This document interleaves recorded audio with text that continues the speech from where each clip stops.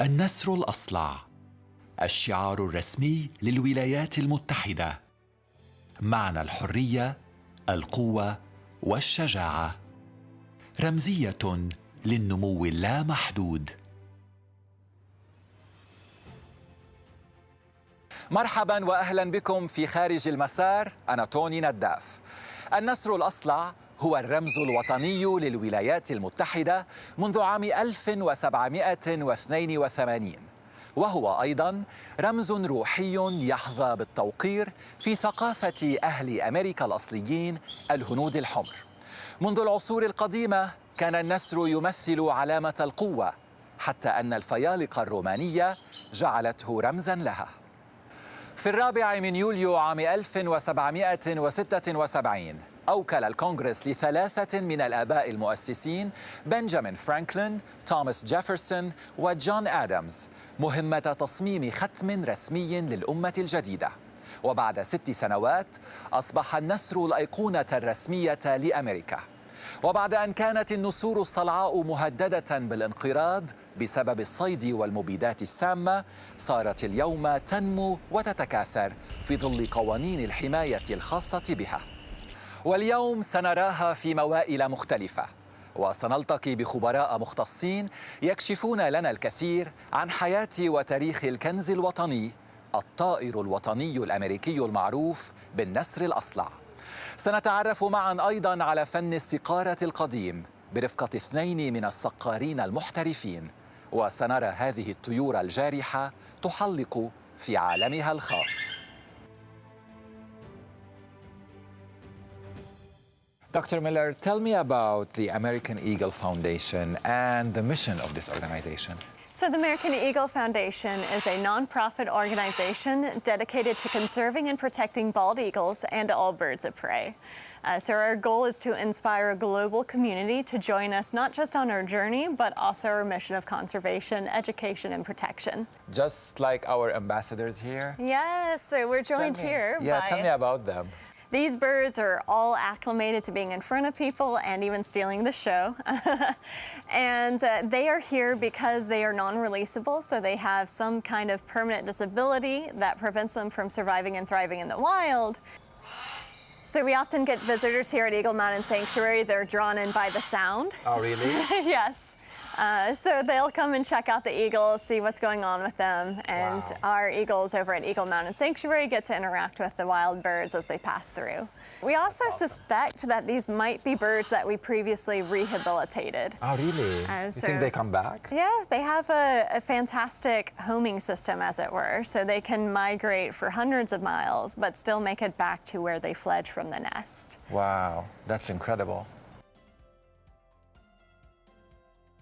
So, Dr. Miller, of all the birds, why the bald eagle was chosen to be the symbol of this nation? The bald eagle is native to North America, so it's something unique to these lands and a site that really reflects the diversity and beauty of the American landscape. And what do we know about their characters? They often get misrepresented. So they have a lot of pressure as our nation's living symbol. They have to be stern and stoic and royal and very serious all the time, but they actually have these really endearing personalities. There's been studies and observations of them playing in the wild by tossing sticks and pine cones and other naturally found toys to each other in the air. And yet it represents a very serious symbol. Yes, and I think that's part of the appeal behind bald eagles. In the early 1900s, when they were perceived as pests, and bounties were taken out on bald eagles, so they were reimbursed, particularly in Alaska, for each bald eagle that hunters were able to take out. Between 1900 and the 1950s, over 100,000 bounties were taken out. Wow. And then by the mid-1950s, when DDT began to be used, there were only 417 breeding pairs in the lower 48. And that's compared to when they were removed from the endangered species list in 2007, there were over 10,000 breeding pairs. So it represents not only a conservation success story here in America, but also our urgent need to prevent history from it repeating itself in that aspect. How many official items have the bald eagles? They're on our presidential seal, they're on postage stamps, our currency, they're on the insignias of multiple military branches. There's the House of Representatives mace that has an eagle perched atop it. And that's not even getting into the number of patriotic wear that you can go out and find any given 4th of July or Memorial Day with the bald eagle and the American flag shown side by side. So what can we do, us as individuals? We can continue to educate others, teach them to care about bald eagles. One of my favorite quotes by Baba Dionne suggests that in the end we only conserve what we love, we only love what we understand, and we only understand what we're taught. So if we teach others to protect birds of prey, that'll be a great start. Beyond that, we can transition away from lead ammunition, lead fishing tackle. We can be cautious of where we leave our waste because even fishing monofilament is a risk for bald eagle entanglement. And we can just learn to watch the skies and appreciate the wildlife where we see it.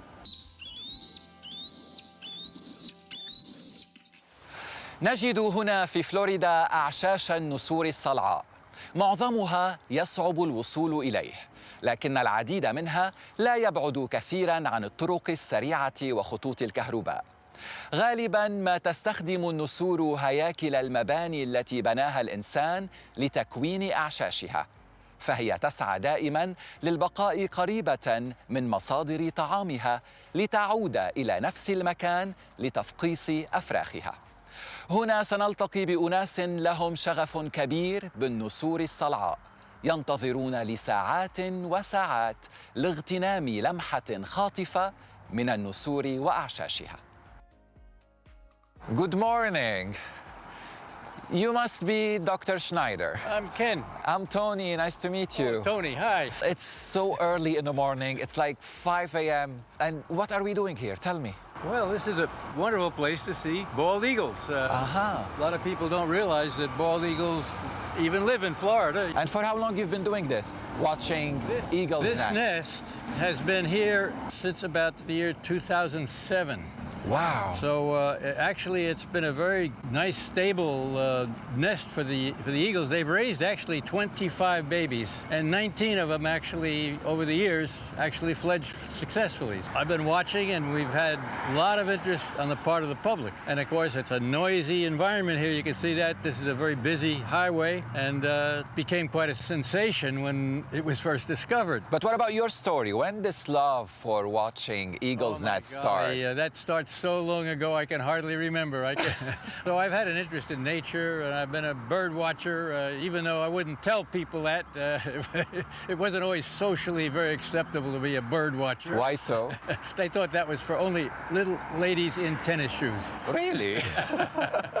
So tell me, what made you come here today to this off the beaten path place to watch eagles? I'm a volunteer with the State Audubon Society, and we take observations, we record them and report them. And we've been doing that now since 2008, really, so we have a good idea. We want to watch for important milestones in their history, because there's times when the eagles are very sensitive to disturbance. Now, that's based, of course, on years of research with eagles that lived in the forest. This is an urban eagle, and this is a new phenomenon, that eagles are adapting to the human environment. Many of them are building on artificial structures like cell towers. They have adapted to the noise, the bustle, so they're putting up with a lot of disturbance. So correct me if I'm wrong, you're here to watch them, to protect them. That's correct. أنا وكان توغلنا قليلاً في الغابة لنلقي نظرة أقرب على عش النسر. There's what? The snakes, there's a cottonwood. They're not aggressive. Okay. Maybe we can see something from here? There's a lake right back here, and the eagles like to catch fish back there, too. No wonder they pick this location to build their nest. It's too thick here. Well, they habitually would like not to be disturbed. Yeah. So they're going to look for a place that's secluded, but which has a good view of the surroundings.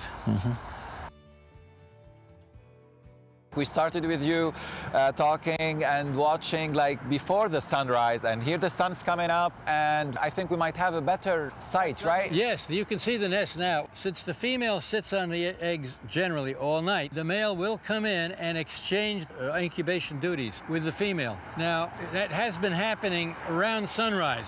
I see something. I thought I saw a flash of white. Oh yeah, there she is.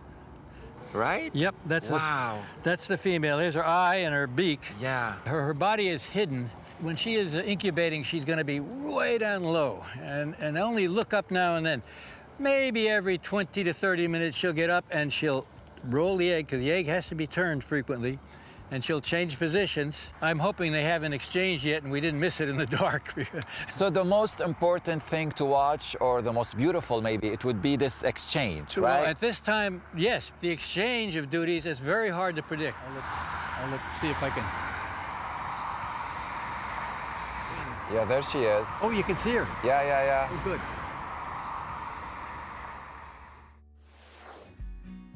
دعونا الآن نذهب للقاء فيكي. هي أيضاً من الشغوفين بمراقبة النسور الصلعاء. Hello. Hi. Vicky? Hi there. I'm Tony. Tony, nice to meet you. Nice to meet you too. First things first, to be honest with you, this is the last place I would imagine myself finding a nest watcher here at the construction site. What's going on? There's an eagle nest that has been active, but it's very close to the construction site. And I've been watching this bird since early November, and up until 10 days ago, they seemed to be okay, but they're not here today. There's a Audubon program called Eagle Watch, and it's volunteer run. It's a community science program. There's 450 plus of us throughout the state of Florida, and we take the responsibility of coming out and checking out the nests and logging our observations, and this helps monitor the species and figure out the protections that it needs. And this is not a normal setting for nesting. No. This whole area was basically trees and forest and habitat. The construction started last year, and when they cleared out the area, the nest was obvious. And then I thought the birds would leave right away, but they stayed. If they can't even give space to their own species, imagine what the human encroachment does to them, how it affects them. النسور مثل العديد من الطيور والحيوانات تعيش اليوم في منافسة مع الإنسان. موقع تشييد المباني هذا كان حتى وقت قريب مكاناً قصياً خارج المسار بالنسبة للبشر، لكنه سيصبح قريباً مساكن للمئات منهم، وسيكون على النسور التي كانت تعتبر المكان موطناً لأعشاشها أن تهاجر إلى موطن جديد. لاحظوا معي كم هي قريبة هذه الأعشاش من العمال ومن موقع البناء. If they're moving because of situations like construction, where are they going and why? And how is that, a better nesting situation for them? And so the towers, I think, are of interest. We're banding juvenile birds that hatch on a tower and trying to figure out when they're an adult, is that where they're going to nest too, or will they consider a tree? The nest is clearly, you can see it, really... if you want to take a look, you can. Yeah. And you can see how deep it is. Wow. They're usually about 6 feet in diameter, and this one looks pretty deep. And you said you saw 2 bald eagles in this nest? Yep, one in the nest and one in the branch right under it. And you could tell when they're in the tree because it's a really bold profile. You can't miss them. Tell me, what's so special about bald eagles? Oh, they're magnificent. They're powerful birds. They are hunters, they're scavengers. Why is it important for everyone to care about bald eagles and their conservation? Well, we need to help them. If you want to see them flying in the sky, then they need our help. Help with monitoring efforts like this. We can be aware of different laws that support wildlife, that support species protection, and we can, work with our decision makers and voice those concerns to make sure that the advocacy is there. It's not going to be here if we don't take care of it. So it's really not for my lifetime. It's for the next generation and the generation after that. يعتبر النسر الأصلع وريشه من الرموز المقدسة في ثقافة الأميركيين الأصليين.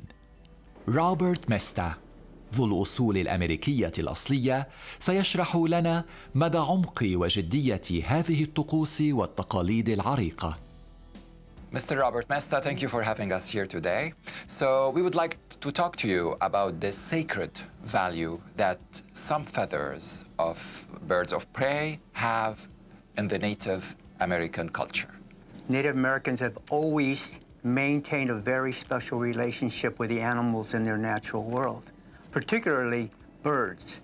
Eagles hold a very special place in Native American culture and religion, and for a lot of different reasons. But probably the main reason is that they're a large bird and they can fly very, very high. So over the years, Native Americans have watched eagles soar into the sky until they're just a small dot and they disappear.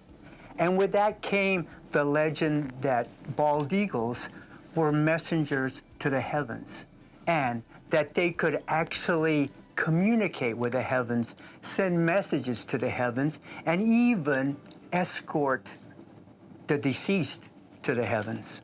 Wow. Now you have Native American tribes all over the United States. Some never had any communication with one another, but what they all have in common is the sacred belief in the bald eagle. So why do Native American people today, they seek to acquire eagle feathers? They want to continue to practice those ceremonies and dances that have been part of their culture for hundreds and hundreds of years. And in order to do that, they need eagle feathers. Native Americans, since they can remember, went out and collected birds, particularly eagles, for their feathers that they used in their ceremonies and their dances. So the collection of eagle feathers, well, it was done in many ways by Native Americans. One of the most powerful ways was if they saw an eagle and it molted a feather, which means it dropped it, and they're able to catch it, and It never hit the ground.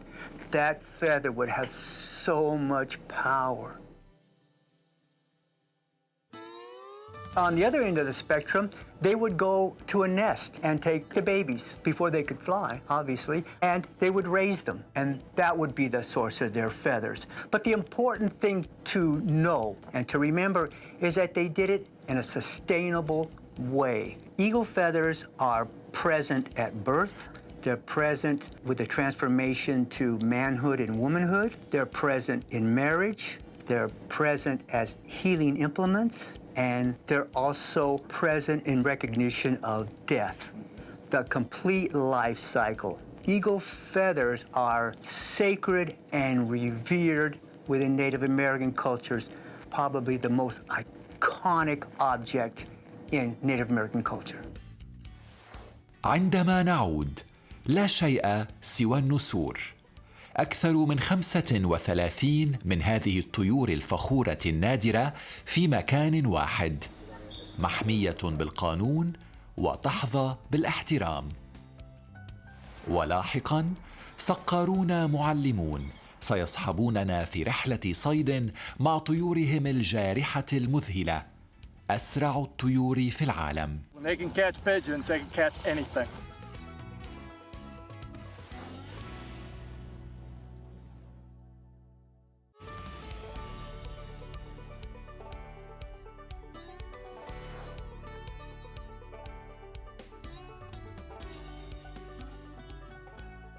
تعتبر محمية جبل النسر في دوليوود بولاية تينيسي أكبر مطير في العالم تحفظ فيه النسور الصلعاء. جميع الطيور الجارحة الموجودة في هذا المركز، والبالغ عددها 76 طائراً، غير قادرة على العيش في البرية بسبب إصابات دائمة، مما يجعلها عاجزة عن الصيد والبقاء على قيد الحياة بمفردها.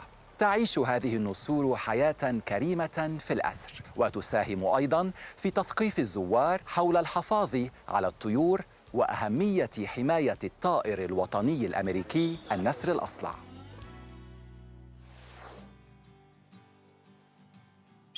النسر الأصلع الشهير تشالنجر الذي يعتبر الأقدم في هذه المحمية ظل يجوب الآفاق على مدى 25 سنة، وكونر أوبراين هو مدربه المسؤول. أما أنا فكان علي أن أوطد العلاقة مع تشالنجر وأكتسب ثقته قبل التفكير بفعل أي شيء آخر. All right, so we're gonna bring Challenger over. We want him to see you as a friend and not as an enemy or an adversary, because he's pretty protective of me. So this food offering should help quite a bit. So go ahead and raise up the food. Good job, buddy. That's me. My name is Tony Challenger. You just gave him a little bit of rat, so thank you so much. So Connor, your Challenger handler. I had to offer him food to do this interview with you. Tell me, why did we do this? So everything that we do, we try to make it as positive as possible. So that was just positive reinforcement to show that he trusts you and that he doesn't need to be defensive of you.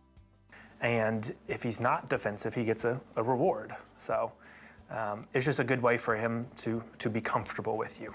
And for how long you've been his handler? About 4 years now. Do you remember like the first time you met you guys? He did not like me. He was a bully. He was seeing, where he could push me around and whatnot. And then after about 3 to 4 months, he realized, oh, you're my friend, we're good. Mm-hmm. And what's so special about Challenger? Challenger was blown out of a nest when he was really young, back in the late 1980s. And he was rescued by people, and those people didn't know how to take care of a bald eagle, and they didn't know that if you feed a bird very young, that they become what's called a human imprint. So he doesn't know how to hunt on his own, he only knows to get food from people. But he was still given the opportunity. He was still given the opportunity to fly free in the wild and see if he could survive and thrive, but he kept landing near people, begging for food. And on the third time that he did this, U.S. Fish and Wildlife, our governing agency for these birds, were like, he needs to go to captivity because he's going to pose a risk to people and himself. And that's when he came to us. For how long he's been here? He's been here for 30 years. He's 31 years old. 31 years old, wow. He's older than me. He's a fantastic bird, and because he was so young and he trusted people right off the bat, it was a little bit easier to train him. And they spent 4 years training him to free fly, and eventually they taught him to free fly in stadiums during the national anthem. The bald eagle was endangered, and this was a good way to let people know that the bald eagle needs help and to inspire them to protect these birds. And this was before the internet was really big. There was no social media back then. Challenger was able to inspire millions of people that way, and ultimately he helped with the bald eagle's recovery off the endangered species list. He was at all the games after 9/11 at the Yankee Stadium. He flew there to really help New York kind of heal through that time. He's retired now from flying in stadiums because he's the equivalent of a 60-year-old man. And as we get older, we slow down, and so does he. So he is a very known and famous bald eagle. He is. He's been on all these big national networks and been just fine and just really loving it. Birds don't do that. And since you're the closest person to him, tell us about his personality. He trusts that person, whoever is holding him. So he's very trusting, but it takes a while to get there. He does like to be the center of attention. We were talking to Bill Clinton, and Challenger would not stop. Meh, meh, meh. He wanted to be in on the conversation. He wanted to have everybody looking at him. He's met every president since Carter, I believe. What kind of health check do you do for him? We are always watching everything that he does. We're always making sure he's good. And we've been with him so long that we know what a natural behavior or response should be to things. And if it's off a little bit, then we're like, maybe we need to take him to the vet school to get him checked. You're also the digital media strategist here at the American Eagle Foundation. Tell me about this work. Well, it's become even more apparent that we need to do more and more digital things. I mean, we're on every major social media platform. If I can put out a TikTok talking about, Challenger's eyesight, and it reaches millions of people, then at the end of the day, that's more effective for conserving these species. We're coming up on 700,000 followers on TikTok. Wow. How long do bald eagles live? 25 is pretty old in the wild. In captivity, 40 to 50 is the average age. And this is the biggest in terms of size they get to? No, Challenger is very small. Challenger is about 6.5 pounds with a 6-foot wingspan. And he's from the south. He's from Louisiana, and he's a male. So the further south you go, the smaller the animals get. And male bald eagles are 30% smaller than females. So you could get up in Alaska where they have 8-9-foot wingspans, 15 pounds even. And that doesn't seem like a huge difference between 6 and 15 pounds, but you could have an Alaskan female probably up to here. Wow. Alaskan females are extremely large compared to a Challenger. And how fast do they fly? They can glide about 35 miles per hour, and then dive speeds vary, from there. What's their favorite food? Challenger's favorite food is rat. Do we have updated stats about the bald eagle population in the U.S.? But last I heard it was over 70,000 pairs in the lower 48 states. Wow. So they're doing well. It would be a sad world to live where we don't have bald eagles or other birds of prey. And they're not just a symbol for the United States and what we stand for, but they are vital to our ecosystem. And we don't want to find out what the world would be like without them. Because they are really beautiful. I mean, it's my first time I'm face to face with, a bald eagle, and Challenger is just amazing. His presence, everything about him. Thank you for giving us this. Oh, he's agreeing with me. هذه الطيور الجارحة تعيش تحت إشراف ومراقبة مجموعة كبيرة من الخبراء والمختصين. دعونا نلتقي الآن عالمة الطيور كيتلين دوتسون، وهي المسؤولة عن تغذية الجوارح ورفاهيتها. Okay, Caitlin, so where are we now? Now we're at the Eagle Mountain Sanctuary located inside Dollywood's theme park. Why here? Well, Dollywood has been our largest corporate sponsor since 1991, and they've allowed us to have a lot of space here. We have about 21 eagles up here right now, and a lot of these eagles are found out in the wild. They're injured in some capacity, and they've all been deemed non-releasable. And that's where Eagle Mountain Sanctuary comes in. We're kind of that foster care situation for the United States. So essentially, all of these birds came directly from the wild, so they don't have any human contact, really. Most of the time, we just cover their basic needs, so food and water and any medications that they may need. No communication between you and the eagle? Nope, this is entirely different from our educational ambassadors, so they don't receive any training. So these are essentially wild, even though they are in captivity. Is that what we call, Caitlin, captive breeding? It is to an extent. So we have several birds here who are a part of a captive breeding program. Specifically up here, if you look in those trees, there's a nest. That's a man-made nest because, of course, these eagles aren't able to care for themselves in order to make their own, but they are still able to create viable eggs and to hatch those and release them. So as part of our release program, we've had over 179 bald eagles released into the Smoky Mountains here.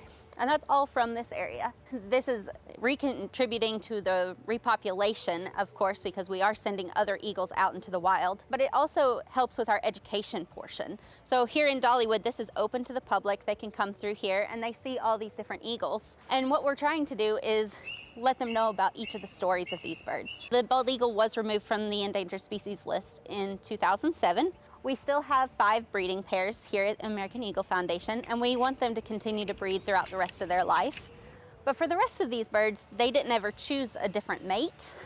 So we divided them into males and females, and we're going to let them be their bachelors or bachelorettes for the remainder of their life, unless there is an issue that we need to repopulate again in the Smokies. Well, what's the main obstacle that's holding the bald eagles from thriving in the wild? One of the main reasons is us. Humans, you mean? Humans, yes. Lead poisoning is a big one right now. What we're seeing is that bald eagles mainly eat fish, and a lot of people are still using lead tackle. Now, it only takes the size of a grain of rice to poison a bald eagle to the point where it passes away. We had an eagle that we had released here from Eagle Mountain Sanctuary as a young one. This eagle had been out in the wild for 12 years, and we got a call to come and rescue this eagle. It had lead poisoning. But when we looked up that band number, it had come from us originally. So It lived a total of 22 years, but then it died because of lead poisoning, not even natural causes. Your message today to those humans who are affecting the life of the bald eagles, what would you like to say? Be a steward to the environment. You know, we appreciate that people need to go hunting and to go fishing for their livelihood or for sport to keep the carrying capacity at bay. But we could use lead-free ammunition, and that would be better for all of the animals in the environment as well. Now that the bald eagles are delisted from the endangered species, what's next? So for the bald eagle, we hope to keep them off the endangered species list. Of course, the 5 breeding pairs that we do have, we'll continue to let them breed throughout the remainder of their lives, and we'll release any eaglets that they do have. In the meantime, any eagle that does get injured, we'll bring right here to Eagle Mountain Sanctuary and hopefully have plenty of different eagles so that if that population were to ever decline again, we could restart our breeding program. ومن أروع الطيور الجارحة إلى جانب النسر الأصلع الصقر، الطائر الأسرع بين كل طيور العالم. The next bird I want to show you is one of the fastest creatures in the world. This is Petunia, and Petunia is a peregrine falcon. And her trainer is Kayla. Hi, Kayla, how are you? I'm doing great, how are you? Kayla is our director of training here at the American Eagle Foundation. Tell me, Kayla, for how long you've been training Petunia? We've been training Petunia for just about, not even quite a year yet. So she actually is a very recent addition to our feathered family here at the American Eagle Foundation. Petunia is the one that came in quite young. So she actually hatched in 2019. So she still has juvenile plumage. She looks a bit different than our other peregrine. Peregrines are bird eaters. So these guys are specially adapted to hunt birds. So they'll hunt pigeons, songbirds, sometimes things as large as ducks. I've heard of peregrines taking out geese. So they're very, very formidable hunters. They've been clocked at diving speeds of up to 272 miles per hour. And everything about them is designed to handle that speed. So they're kind of designed like a fighter jet. So they have these long pointed wings. They have shorter tails, peregrines do. They've got nice long toes. Even their nostrils are spiraled to make sure that they can take in oxygen at the high speeds that they dive. She's working on cleaning her toes and cleaning her beak. So that behavior there is called feeking, when she's cleaning her beak on my glove. And it's another behavior that we look for that says, hey, I'm comfortable here. You're also a falconer. Tell me what really sets the bald eagles apart from the rest of the birds of prey. Falconry fundamentally is taking game with a bird of prey. And to do so, you have to have an understanding of their natural history, their hunting patterns, because you're not, even though you're training the bird of prey, you're really tapping into their natural instincts. You're understanding how they behave in the wild and using that as a springboard to hunt with them and allow them to serve as your emissary into the natural world.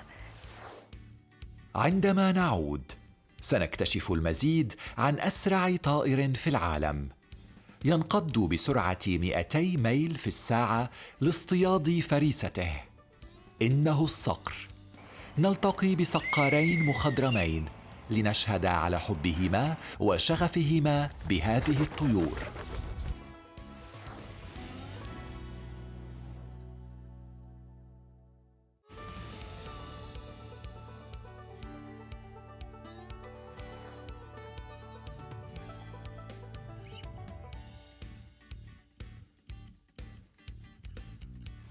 ها نحن مرة أخرى خارج المسار للقاء أناس يستمتعون برياضة قديمة جداً.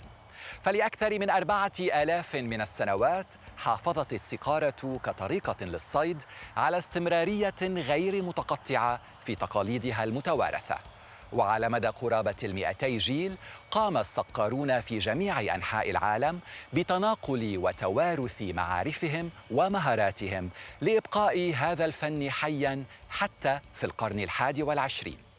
إلا أن أسلوب الحياة الحديثة اليوم والتوسع الحضري السريع ساهما في تقييد فرص ممارسة الصقارة، وهو فن صيد الطيور البرية في بيئتها الطبيعية بواسطة طائر جارح مدرب.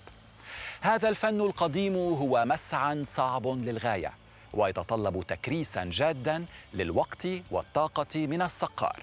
فالصقور هي من أسرع الطيور على كوكب الأرض، إذ تغوص طائرة لتنقض على فرائسها بسرعة 200 ميل في الساعة. هيا بنا نلتقي بهؤلاء الصقارين.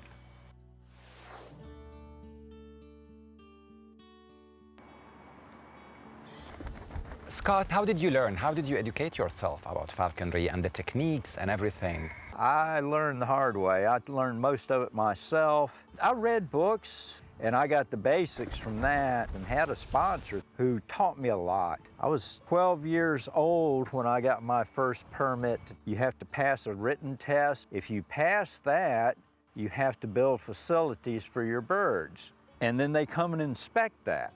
And if they pass that and you have a sponsor, somebody that's a master or a general class falconer who's going to teach you how to do this, then you can go out and take a bird. But as an apprentice, you have to wild trap your own bird, and it has to be a first-year bird that you're trapping. And the reason for it being a first-year bird is that at least 75% of the birds of prey don't survive their first year.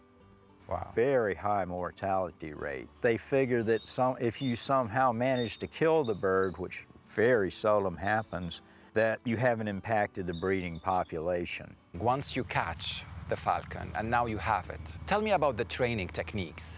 First thing you have to do, you've got your first red tail. It won't sit on the glove. It hangs upside down. It doesn't have any feet. It can't stand because it's terrified of you. It thinks you're going to kill it. So the first thing you've got to do is get the bird to stand on the glove. You end up picking them up, putting them on the glove, and eventually they get tired, hopefully before you do, and will stand on the glove. And the next thing you have to do is get them to take a bite of food off that glove. And to do that, they have to bend down and pick it up. And when they do that, it exposes the back of their head to you, which is the kill point, which means they're very vulnerable. And it takes them a little bit of trust for them to do that. There's still a lot to go, but that's the main point. You're teaching them to come to the glove for food. Every time they swallow a bite of food, you blow the whistle. They very quickly associate that whistle with food. Takes a lot of time. The people that spend more time on it are much better at it. Scott, how many master falconers there's in the U.S.? There's probably only about 3,500 falconers in the country. You know, falconry is big in the Middle East too. For a lot of people, it was a rich man's sport, kind of like fox hunting and things like that. But for other people, it was a way to get food. They used to actually depend on falcons to provide food for them. I would die in about 2 weeks of starvation if I had to do that. Hello, hello. I'm Tony. Hi, I'm Carol. Nice to see you. Nice to meet you too, Carol. So you're the founder of the Avian Reconditioning Center. Yes, I am. My husband and I founded this place, and let me show you around a little bit. I would love that. My husband and I wanted to start a center that would work not only with the rehabilitation, but also education and bring falconry in. So if they have a broken wing, for instance, we'll take them to our vet who's just down the road here. After they start getting better, we will start them off in small areas like this so that they are back outside. As we get them going and as they're able to survive better, we'll put them in something larger like this 50-foot cage here. And in there, they can learn how to fly. And once they're learning how to fly some, we move them into the 100-foot. Would you like to see inside of it? I would love that, yeah. So once we move them into the 100-foot flight cage, what we try to do is get them as ready for release out in the wild as we can. What that means is giving them some prey species to look at and to make the inside try to look kind of natural. How long does this rehabilitation process take? Well, raptors hatch out of their egg and grow full size in just 12 weeks, so it's a very fast process, and we have to be really cautious not to allow anything to happen to them. This is, oh wow, that's big. Shall we go in? Yes, go ahead. It's really big here. So what happens here, Carol? Tell me. This is actually the final stage. Because the birds have come in and never really had a lot of flight or exercise, that's the name reconditioning. We try to make sure that they get in here where they can fly back and forth. We actually will put some prey in here for them. And when we have the birds in here, we fill it full of tree branches and trees. And so it actually looks pretty leafy and kind of natural in here. So our rehabilitation, once they get in here, we really don't come in here at all except to check on everybody once a day, change their water, and then we get out. We wait several hours before we start adding any food in so that there's no relation. Communication, no contact. Well, let's go see some birds. Let's do that.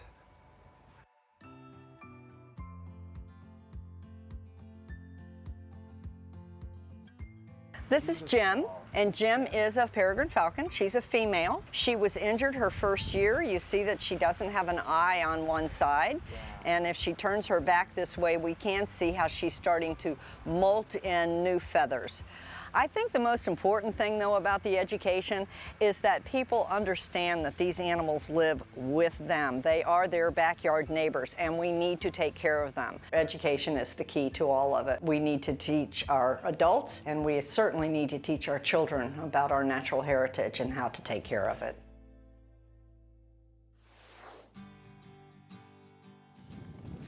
So, Scott, what are we doing here? We are training a pair of tundra peregrine falcons.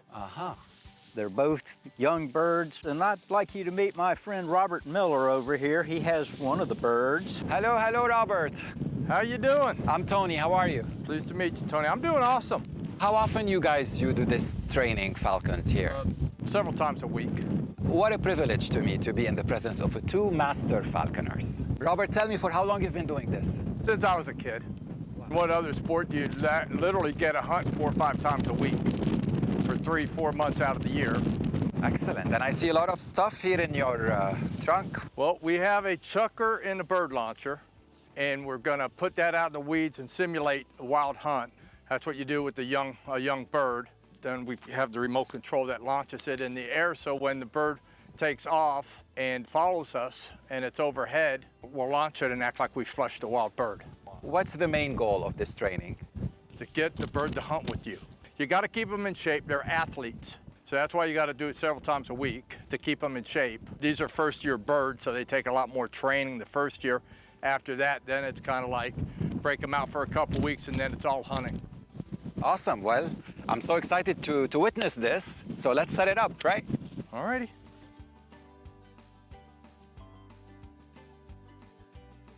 We got to get farther away because these pigeons will fly right back underneath the truck. Oh, okay. So you want to actually simulate hunting conditions as close as you can.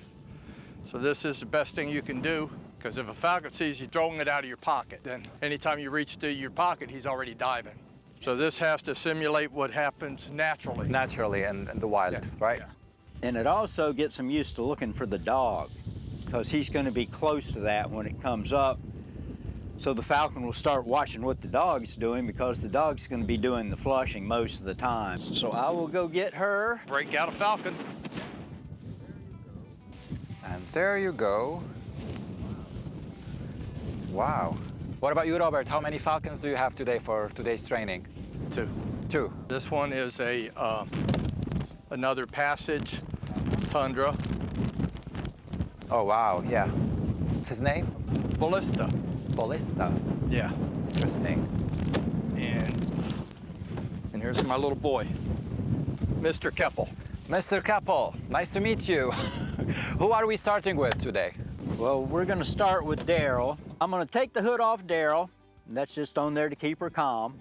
Then she's going to go out and she'll start circling around above us, and we'll walk around a little bit, and she'll follow us, and hopefully that'll help her get up to height, which we're hoping for at least 300 feet. And then we're going to pop the chucker out of the launcher, which will simulate a wild flush, just like if we were out here hunting. And at that point, she's up there cruising around at about 35 miles an hour, and she will flap once or twice to get lined up and then come down like a bullet and smack the chucker, hopefully. Yeah, let's see. We'll be watching you, sir. Okay, let me step back just a little bit so she got some room. Beautiful, Daryl.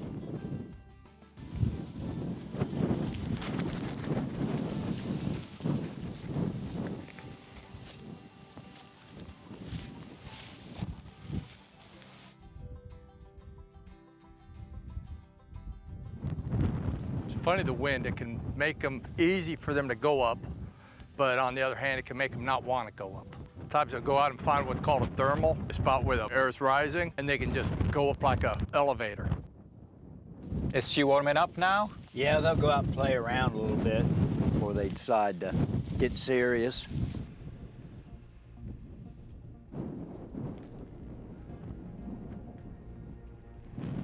Do we see her? I don't see her. I lost track of her. Does she go this far usually? There she is right there. She's not even that far away. Oh, there she is.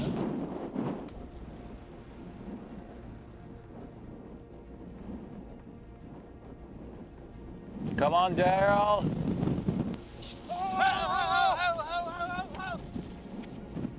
Yes, oh my God. Wow. Oh my God. It's like a bullet, like she went like this. She closed her wings and she went like a bullet down.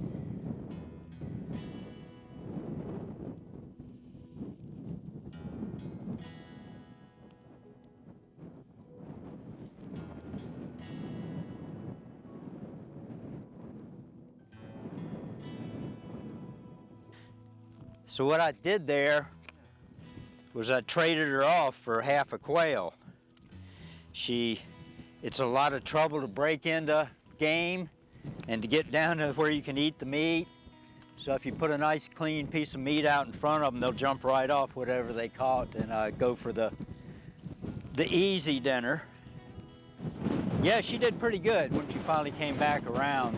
And the more times you do that, the closer she'll stay to you. Yeah, she did pretty good. She had decent height.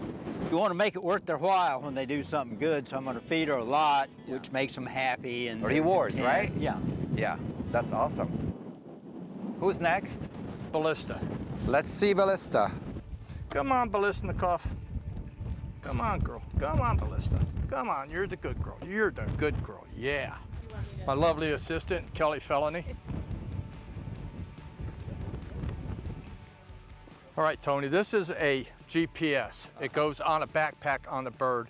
It ties into an app on my iPhone, and it will show me where my bird is, how high my bird is, how fast my bird is going. It's got a directional arrow that points me in the direction, but it's also got a screen that shows a dot for where I am and a dot for where the bird is. Awesome. And it will record the track, and it fits on this little clip here.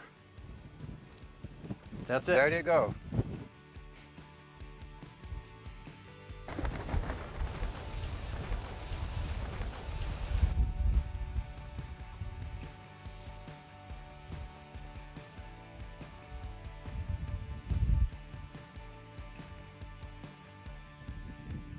See this arrow? Yeah. You know where she's at? Wow. Directly behind us. Yeah. She's now 200 feet. Good height, working her way right on up. Yeah, here she is. So let's See that? ready for this? Yes. Oh! Good boy, Martin. Good boy. Yes.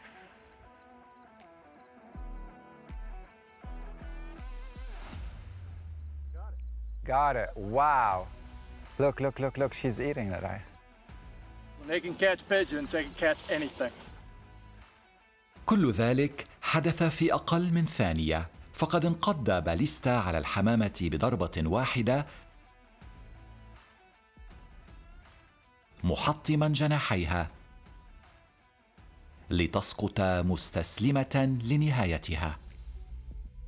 Now he'll approach her slowly because a pigeon is small enough for the falcon to pick up and fly off with it. What can you tell me about this bond with her? What's in it for you? What's the thrill? What's the thrill? I hunt. I catch a duck with a falcon. It's a lot more satisfaction than if I shot it with a gun. It's more challenging. It's a bond with the animal.